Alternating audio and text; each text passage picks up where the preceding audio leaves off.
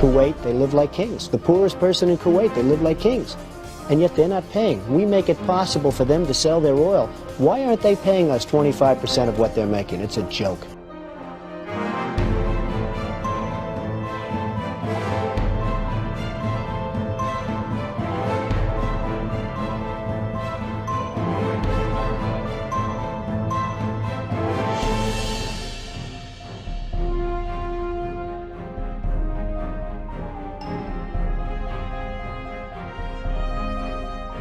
Why didn't we say, we want 50% of your oil forever, or we're not letting you go back in?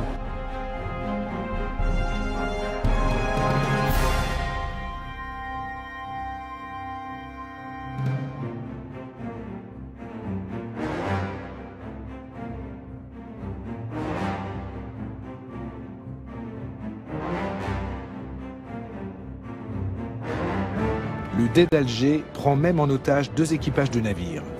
Ils réclament 60 000 $ pour leur libération ou menacent d'en faire des esclaves. Rapporté au budget actuel des États-Unis, cette somme représenterait aujourd'hui plus de 60 milliards de dollars.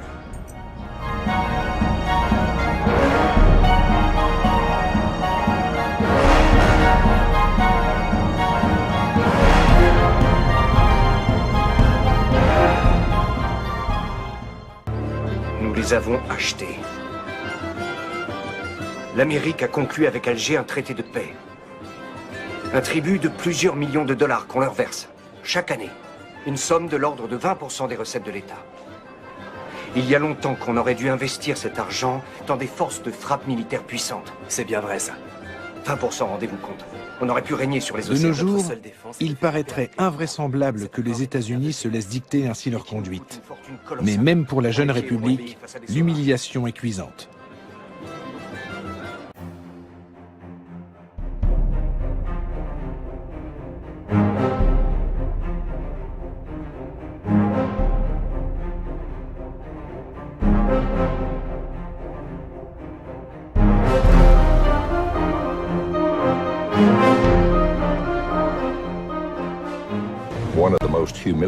En 1795, les États-Unis ont connu un épisode particulièrement humiliant.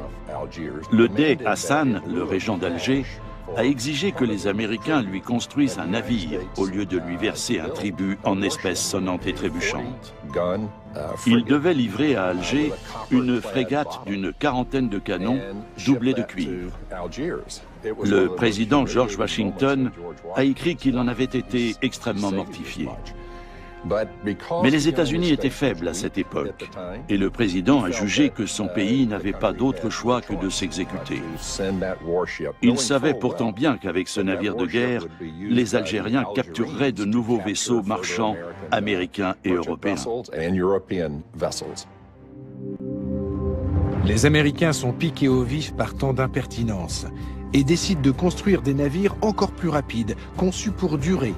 En somme, meilleurs que ceux des corsaires. Les États-Unis veulent ainsi mettre fin aux conditions humiliantes du traité de paix et d'amitié qui les lie à Alger.